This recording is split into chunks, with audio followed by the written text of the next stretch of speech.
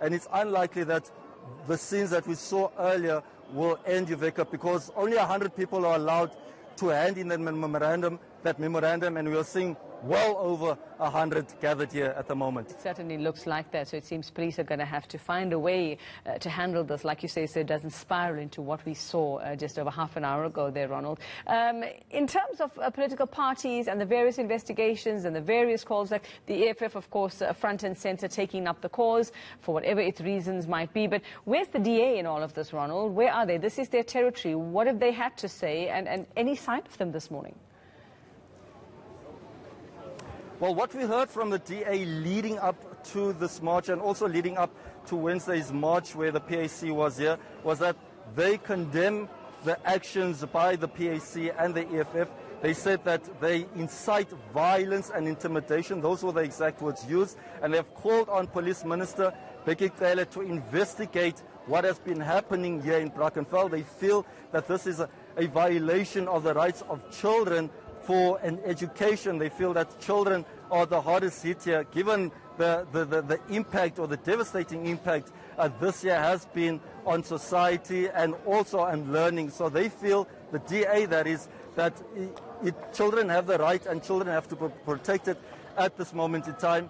They say that the EFF can do what they want to do in terms of protesting, but it has to be done in a peaceful manner without any disruptions. So they feel that the EFF and party like the PAC were in violation of many children's rights. But in terms of just the concerns or the allegations of racism that have surrounded the school, now this is not the first one, we understand at the beginning, having heard from other pupils saying yes, there have been other incidents as well. What's the DA had to say about that in terms of calling for the investigation on the other side of this? What has sparked this entire thing? Well, the DA has said that they welcome any investigations that might take place on issues of racism, but also we've heard a variety of different voices around issues of race at the school since we've been following the story for the past 2 weeks. We also heard from former learners who said that on the 8th of July of this year, they actually handed in their own memorandum asking the school to tackle issues of racism, but those issues, their issues seem to have fell on deaf ears. They feel that the principal of the school did not follow up on a number of the issues that they raised. We also heard from a number of parents who spoke wanting for their identity to be hidden, Uveka, fearing that the kids might be victimized when they come back to the school.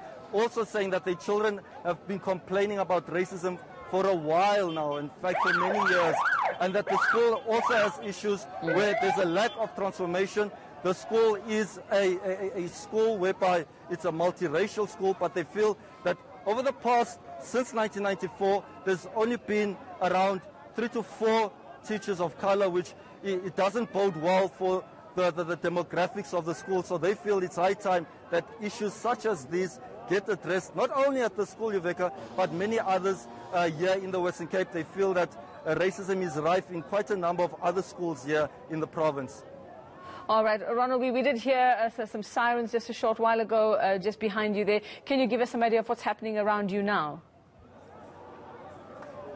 All right, we're going to try and walk around, Uveka.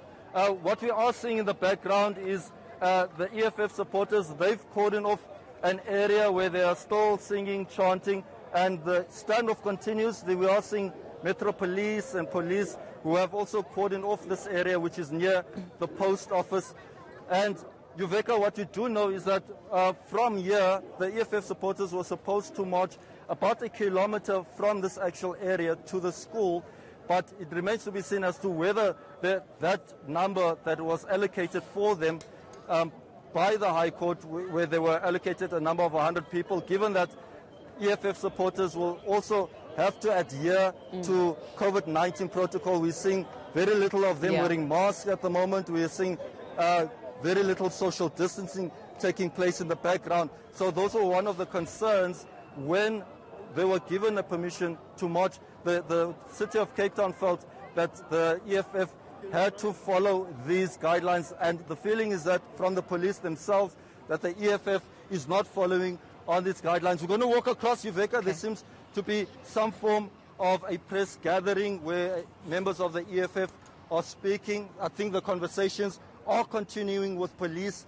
here. They're trying to negotiate with the police regarding of them handing in that memorandum. I'm going to try and sneak in my mic, Iveka, right, and maybe we can get some audio. March from here. There's not going to be this amount of people that's here now. It's not going down there. The agreed upon amount of 100, that is what's going to leave from here. Nothing else. That is what was agreed on and signed for. But that's why I'm saying we got to find each other. Because when you're saying 100, then we're going to complicate things. I'm saying you are here, you've got your manpower here. So what we need to do, we're already on the ground now. Can we try to find each other to manage the situation of the ground rather than to go back to paperwork administration? We are here on the ground now. Because for you to start getting into the 100, we are saying to you, we have moved even from the school. The track is on the other side. That's where we're going to go and address and get to that. Because then it's going to be run around the whole day, and we don't want to do that. That's why nobody's going to run around. That's why we're engaging you in leadership. No, but your people have started shooting at our people. No, sir. For no reason. Because we agreed that we're going to assembly. No, it has happened. And that's why we're engaging you to say, let's try to do this thing in an orderly manner. There is no crisis. Your people are here. We move into the track. That's where we address. We're not at the school, and from there we're done. The agreement was, and this is the conditions of the permit. You gather here. From here, 100 people move to the school to hand over the memorandum. So what's going to happen? We're going to the rest of the people remain here. So that is why. So you're going to work with the list instead of just allowing people so that you can calm the situation, because you are the ones managing. You are on the ground with yourself to manage the situation. That's why we're saying let's try to find each other, because if once we start getting the list, even that list of 100, we are here now. The people are here saying you are police, and yours is to make sure that you manage the situation in a way that is peaceful and everything is done. That's what I'm saying to you. When you have the 100 ready and you say to me, we are here, we are ready, we're going to move, we will escort you, we take you down, you do what must be done. The overflow, any more than the 100 remains here. We are not going to allow people to come from here any further, only the 100 as per agreed on. That is what we agreed on in meetings, sir. If you were not in this meeting, the convener is the person that's going to be held responsible, because he was the one who agreed on these terms. And that is the police's position. So we don't want us to negotiate with you to find each other in a proper way of doing this thing. I know what you... This is the police's position. I was not part of the meeting.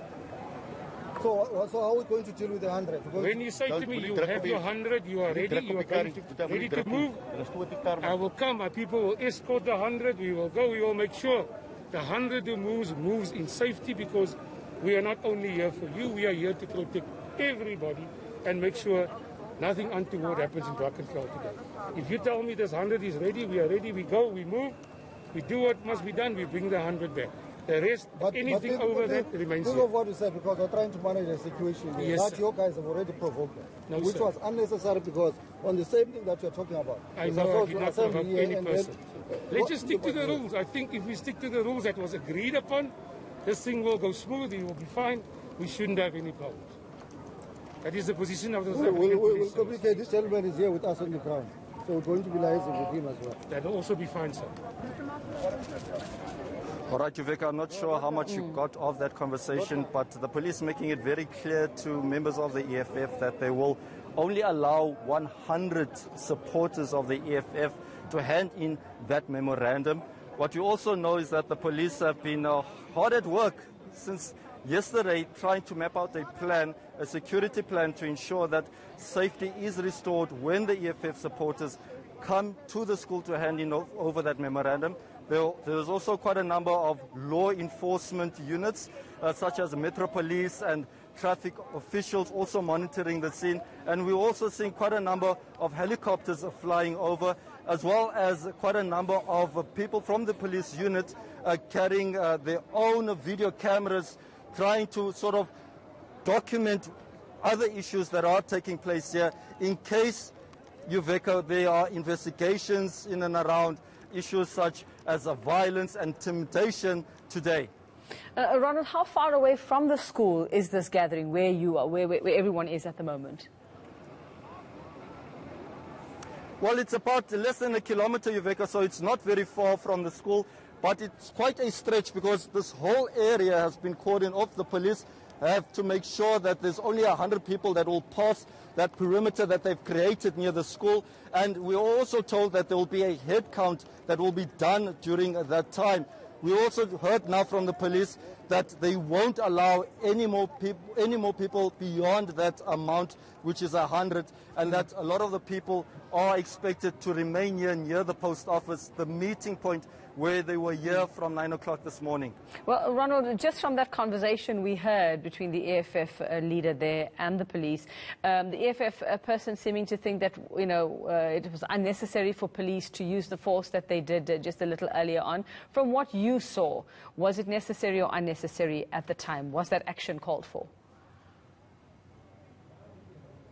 Well, according to the police, they were given a clear mandate, a clear guideline that only 100 people were there and that they were allowed to use force or make any arrests if necessary, if they deemed that the people of the supporters of the EFF went beyond that amount. And for them, it felt necessary. Of course, this issue will still undergo investigations because the EFF, they seem to say that, in South Africa, in this day and age, there is no such thing as protesters who are limited in a number.